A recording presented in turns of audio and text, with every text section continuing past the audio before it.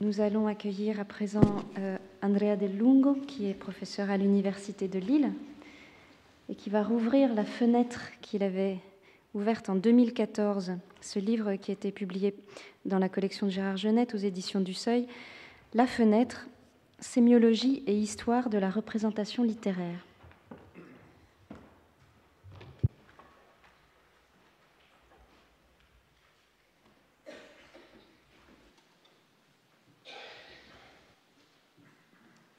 Bonjour, merci à Antoine Compagnon, à son équipe, aux organisateurs de cette rencontre si stimulante de m'avoir invité. Alors, je vais un peu jongler sur deux ordinateurs et je n'aurai pas la maîtrise qu'avait Pierre Bayard ce matin de le faire parce que je me suis trompé et j'ai imprimé la version de mon texte qui n'est pas la toute dernière. Donc, je dois lire sur ordinateur et en même temps vous montrer les images.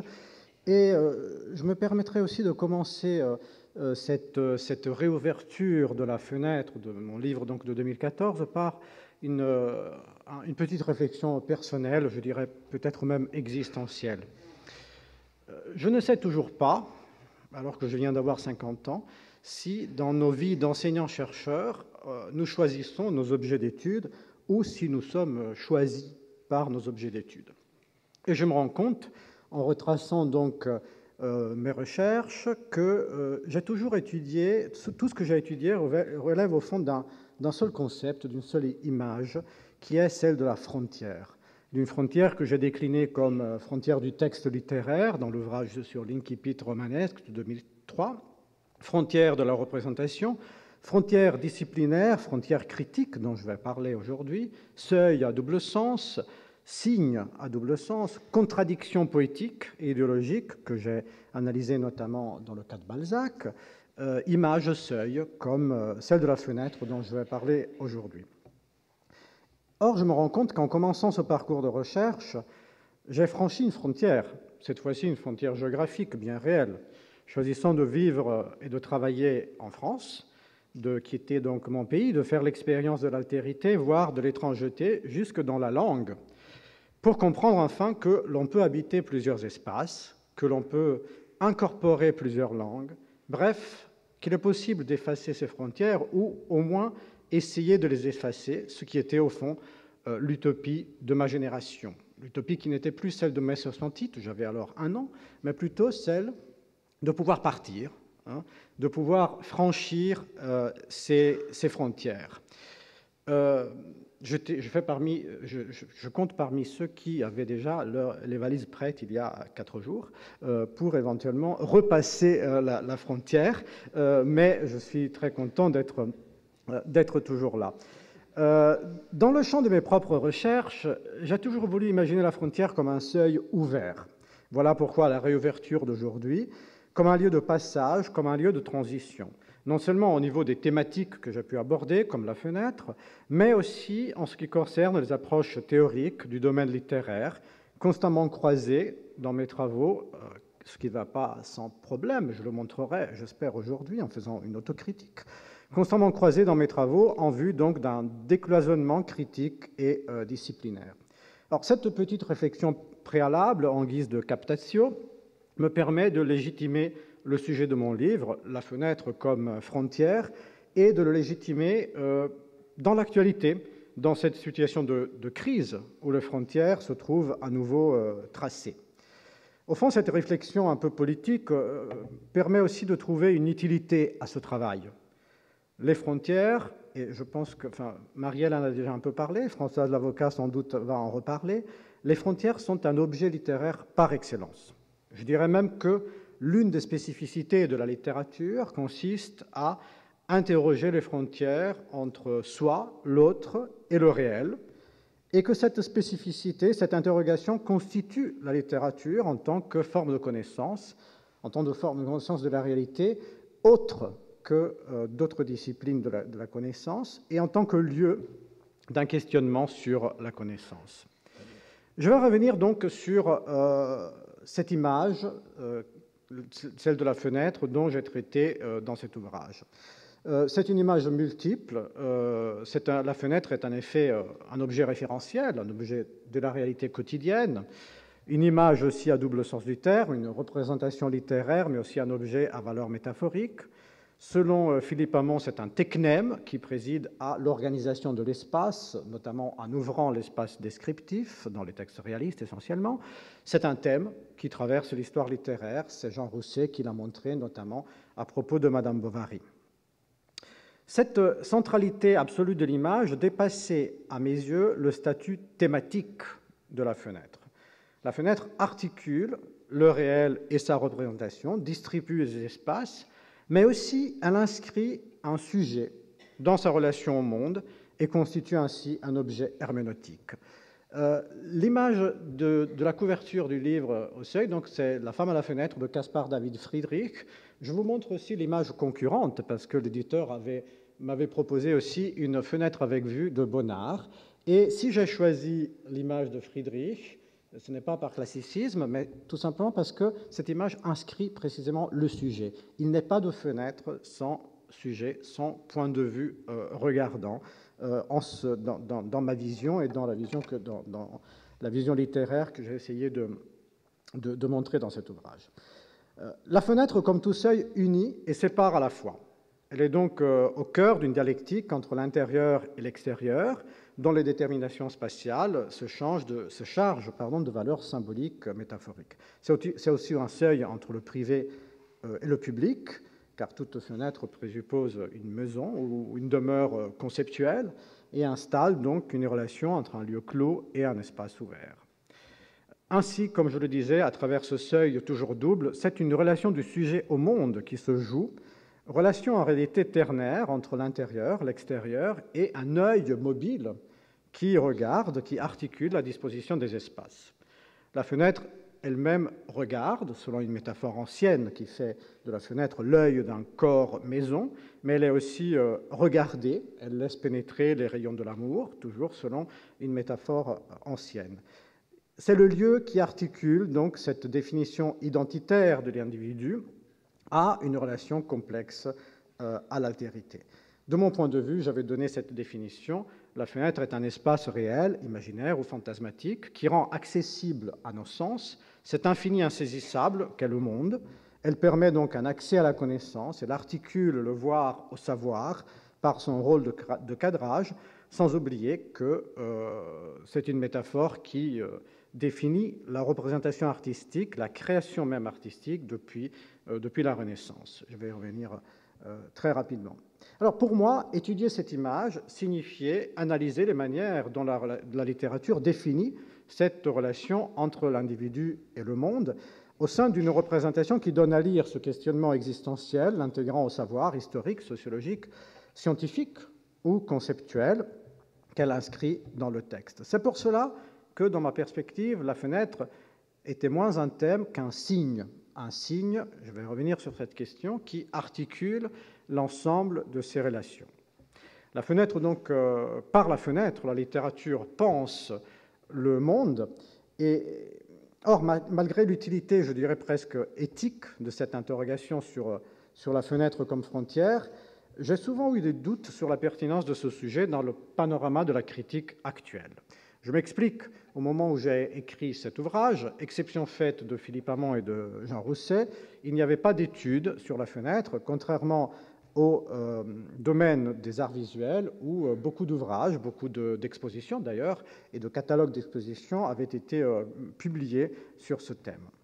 Alors, je n'imagine pas que mon ouvrage a pu avoir un impact, comme on dit de nos jours, mais plutôt que d'autres critiques se sont penchés sur la même question presque en même temps, ce qui me conforte dans l'idée que cette image de la fenêtre est dans l'air du temps.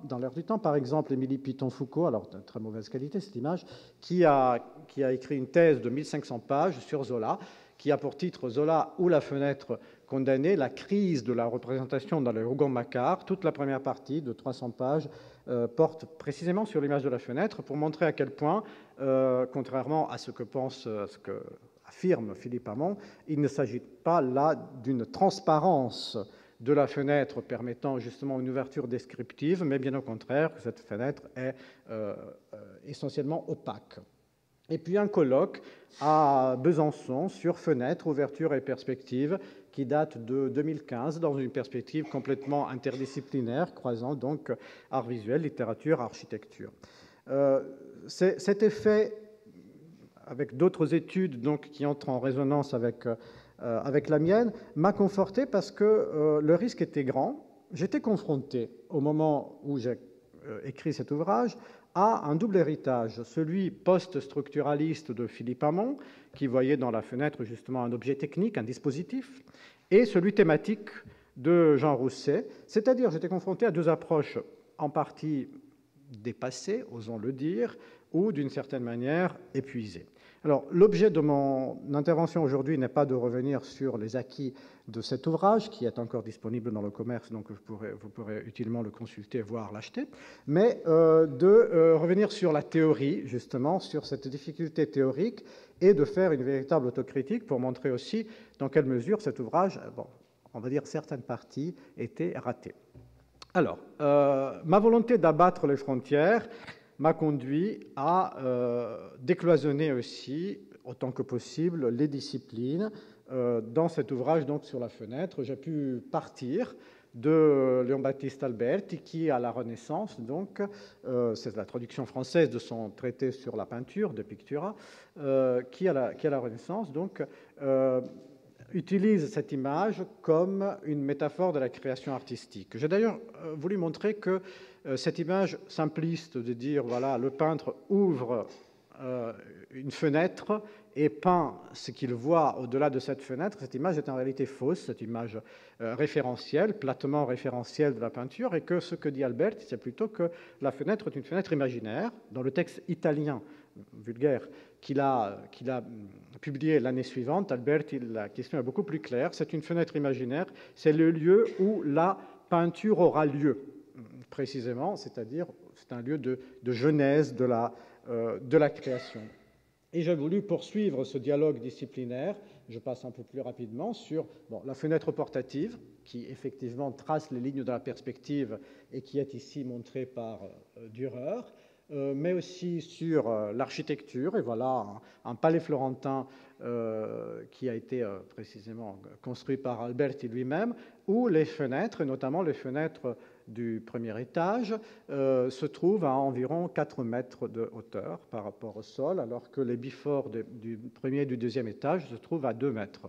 La fenêtre ne servait pas à faire passer le regard à la Renaissance, ce qui montre à quel point l'objet, et c'est là la difficulté à laquelle je me suis heurté, l'objet réel n'avait pas les mêmes fonctions que l'objet fenêtre au moment de l'invention du verre coulé, c'est-à-dire à la fin du XVIIIe siècle, où la technique a permis aussi d'avoir une grande transparence de fenêtre, de le rabaisser finalement au niveau du regard et d'en faire la grande image de l'urbanisation du XIXe siècle avec le vis-à-vis de fenêtres parisiennes mises en scène par plusieurs auteurs.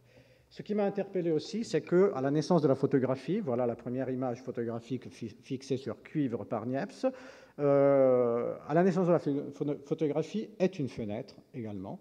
Niepce cadre depuis sa propre fenêtre. Alors Niepce était un inventeur, non pas un artiste, mais il sent le besoin d'objectiver, d'utiliser un double cadrage, et de cette manière, il donne au fond à voir l'image la plus subjective qui soit, c'est-à-dire celle qu'il est le seul à voir de sa propre chambre. J'aurais aussi peut-être pu parler de cinéma, mais je suis resté à cette interdisciplinarité limitée et modeste que l'on peut avoir quand on est spécialiste plutôt d'un domaine. Mais ce qui m'intéressait surtout était un décloisonnement critique. Je voudrais d'abord apporter une caution politique à un tel positionnement. Dans notre époque contemporaine, qui essaie de retrouver un sens de la littérature après les apories de la modernité, après la postulation de la fin de l'histoire, de la fin des idéologies, maintenant aussi de la fin de la vérité ou de la post-vérité, il me semble qu'une ouverture critique se révèle non seulement nécessaire, mais indispensable au niveau de la recherche. Le savoir n'est certes pas innocent, sa transmission l'est encore moins, mais la critique littéraire ne pourrait constituer un champ de bataille où deux positions dogmatiques s'affrontent, comme ce fut le cas il y a quelques décennies. Donc ce que je revendique n'est pas une illusoire neutralité de la critique, mais l'exigence historique d'une dialectique renouvelée entre approches, notamment les approches formelles et les approches précisément historiques, qui doivent être considérées comme complémentaires dans cette interrogation globale sur le sens de la littérature. Et voilà le moment de l'autocritique. Ce que j'ai essayé de faire était une, entre guillemets, sémiologie historicisée. Je n'ai pas voulu mettre ce syntagme dans le titre où je parlais de sémiologie et histoire de la représentation littéraire, parce que je sentais déjà qu'il y avait quelque chose qui ne marchait pas entièrement dans cette affaire. Mon propos était de historiciser donc la sémiologie qui a toujours érigé le paradigme saussurien de la linguistique en modèle, et donc qui a toujours érigé un paradigme synchronique et non pas diachronique. Mon but était d'analyser le statut et la valeur du signe de la fenêtre dans le domaine littéraire, dans cette représentation qui instaure une relation sémiologique et qui ne peut être dissociée du processus interprétatif. Donc il s'agissait pour moi de définir un positionnement qui était en partie, je pense, inédit dans le cadre de l'épistémologie de la critique littéraire, susceptible de conjuguer, d'une part, les acquis de l'analyse sémiologique, précisément synchronique, et d'autre part, l'histoire littéraire, voire l'histoire des idées. Je voulais donc combler ce hiatus qui est toujours croissant, me semble-t-il, entre la théorie et l'histoire, pour simplifier, entre les approches analytiques, qui refusent de plus en plus le geste herméneutique, et une vision historicisée de la littérature qui s'impose à nouveau de nos jours. Alors, je n'ai pas voulu fonder une nouvelle approche critique, même si j'avais rêvé à faire une sémio-histoire, une sémiocritique sur le modèle de la sociocritique, par exemple, il y a 45 ans. Je n'ai pas voulu fonder une nouvelle approche critique, justement pour éviter le fixisme idéologique qui serait propre à cette opération. Je n'ai pas voulu non plus mettre une étiquette plus ou moins à la mode, glamour, à cette approche pour qu'elle soit facilement identifiable. Et je crois que si l'on peut déjà tracer un bilan de cette journée, on est tous dans cette idée de ne pas vouloir fixer, de ne pas vouloir créer de nouvelles approches illusoires. Il s'agissait pour moi davantage de dessiner une perspective. Je vous donne un exemple. Pour analyser la fenêtre, j'aurais pu utiliser une coupe synchronique. À ce moment-là, la fenêtre aurait été intégrée à un ensemble d'autres signes littéraires qui ont des fonctions, des valeurs semblables, mais qui se différencient grâce à des traits distinctifs. Par exemple, donc sur le modèle précisément de la linguistique saussurienne. Par exemple, articuler fenêtre à porte, avec le trait commun de l'élément architectural de la maison, mais avec comme trait distinctif le franchissement permis par la porte, non permis par la fenêtre. Ou fenêtre miroir, avec comme trait commun la surface vitrée et comme trait distinctif le passage du regard pour la fenêtre versus la réflexion du miroir. En revanche, j'ai voulu analyser la fenêtre suivant une coupe diachronique, me fondant donc sur la centralité de ce signe dans un corpus vaste à différentes époques qui inscrit la différenciation à l'intérieur du signe lui-même. Comme je l'ai rappelé, la fenêtre n'a pas le même statut, n'a pas les mêmes fonctions, ni les mêmes valeurs au cours de l'histoire. D'ailleurs, l'objet référentiel aussi est soumis à des variations de forme et de technique.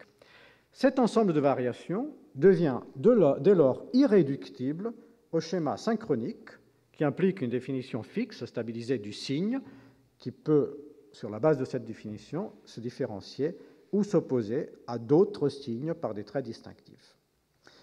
Ai-je réussi le pari de conjuguer sémiologie et histoire, d'articuler synchronie et diachronie, de faire la théorie d'un objet littéraire tout en décrivant son devenir temporel? Clairement, non.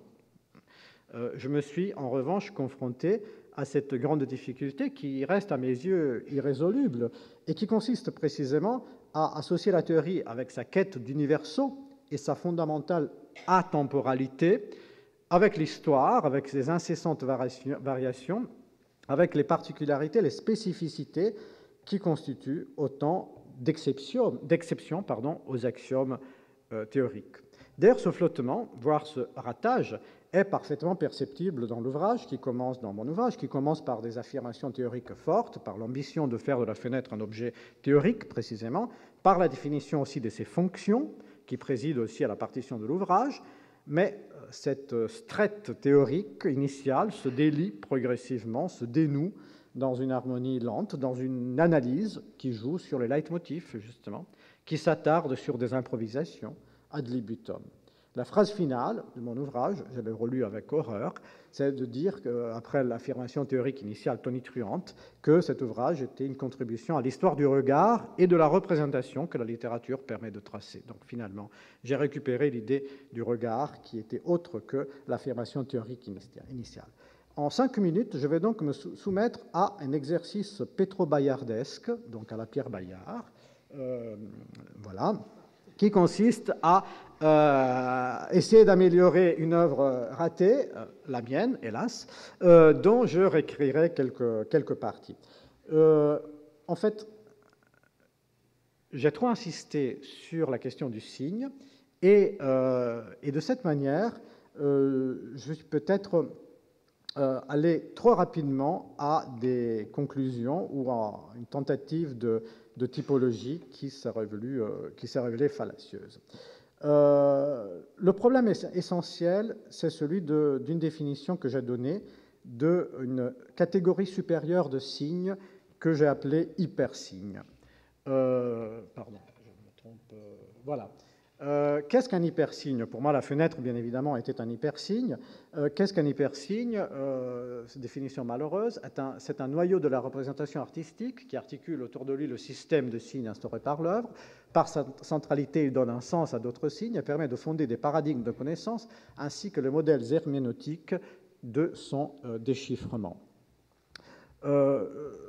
Je trouve que d'un point de vue conceptuel, ça peut être assez bien écrit, mais c'est extrêmement vaste. Et avec le crayon rouge, à la relecture, c'est exactement ce que j'ai écrit en marge, comme on peut le faire dans des copies d'étudiants un peu ambitieux. En réalité, cette catégorie de l'hypersigne, qui était pour moi celle précisément de la fenêtre, n'est pas théorisable dans des termes absolus, et chaque œuvre présente des signes particuliers qui construisent et articulent la signification de l'œuvre elle-même. J'avais essayé néanmoins de donner quelques exemples. Voilà, exemple trop vaste d'hypersignes, parce que tout s'y trouve mélangé, donc les objets réflexifs, mais aussi les objets techniques ou scientifiques, les marques qui définissent l'identité ou l'appartenance sociale, l'ensemble des signes temporalisés, et les dispositifs qui organisent l'espace de la représentation, comme précisément la fenêtre.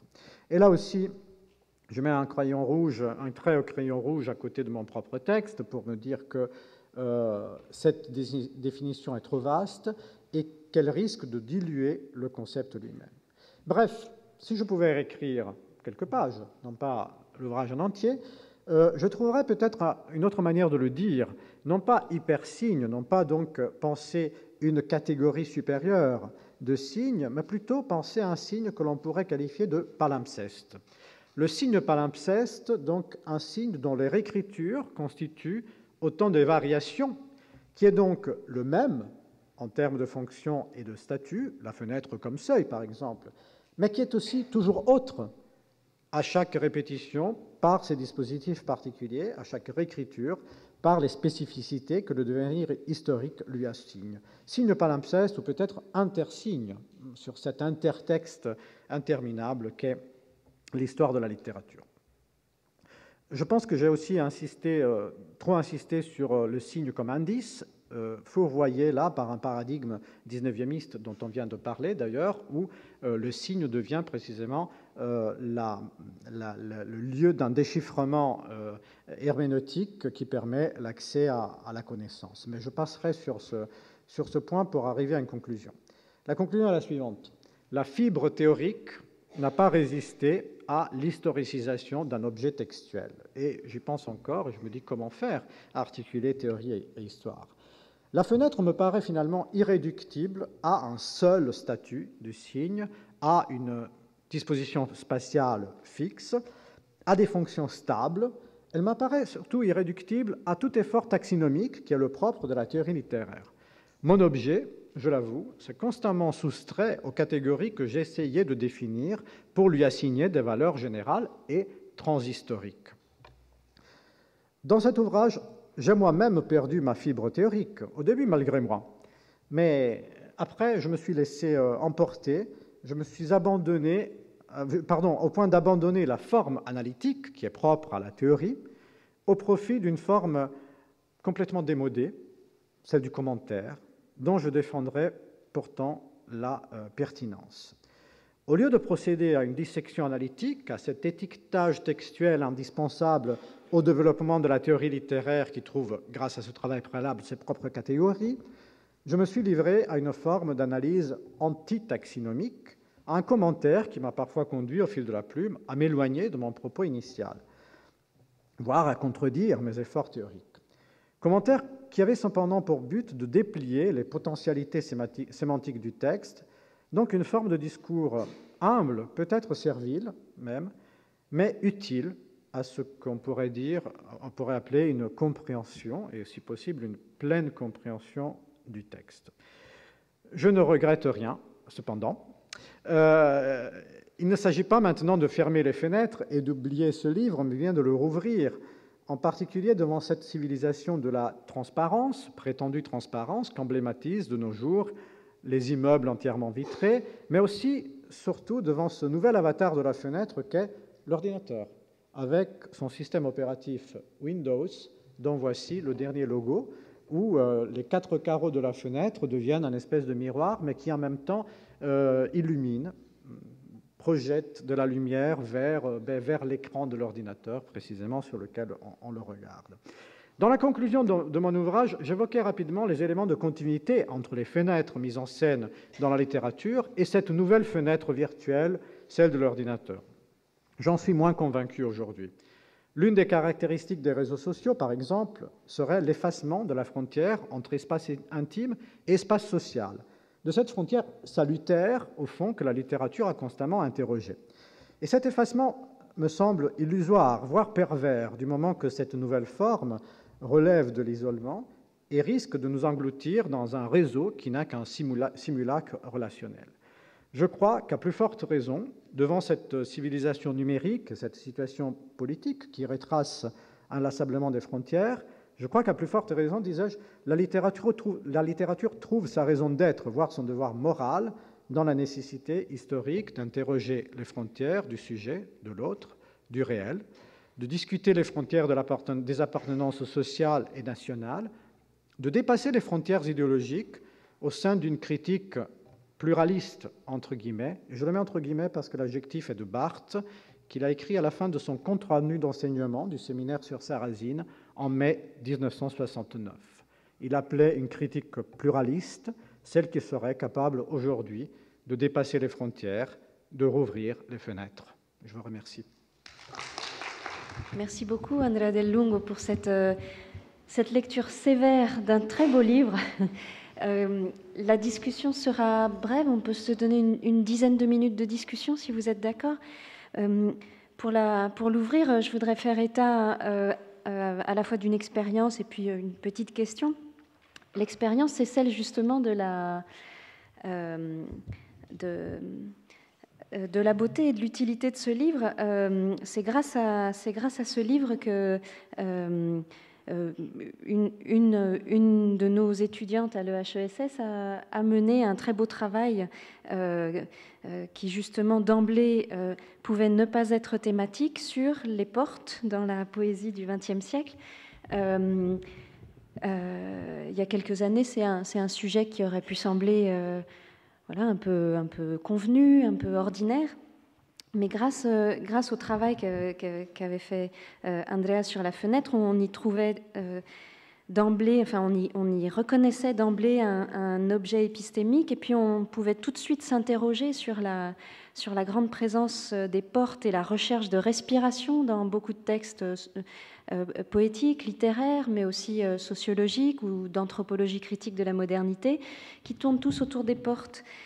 Chez Breton, qui voulait définir le livre comme une porte grande ouverte chez Adorno, qui s'interroge sur la nouvelle façon d'ouvrir et de fermer les portes, chez Simmel, et puis chez Ponge, qui a un très beau poème sur les plaisirs de la porte et qui plaint les rois qui sont privés du plaisir d'ouvrir les portes devant eux. Donc voilà, ce livre, il a vraiment une vertu, inspirante pour percevoir, disons, la pertinence épistémique, historique de sujets de cet ordre-là. Et ma question, en fait, elle est toute simple. La fenêtre est un objet partagé, et elle conduit en fait elle te conduit simplement à revenir sur des choses dont tu parles dans le livre.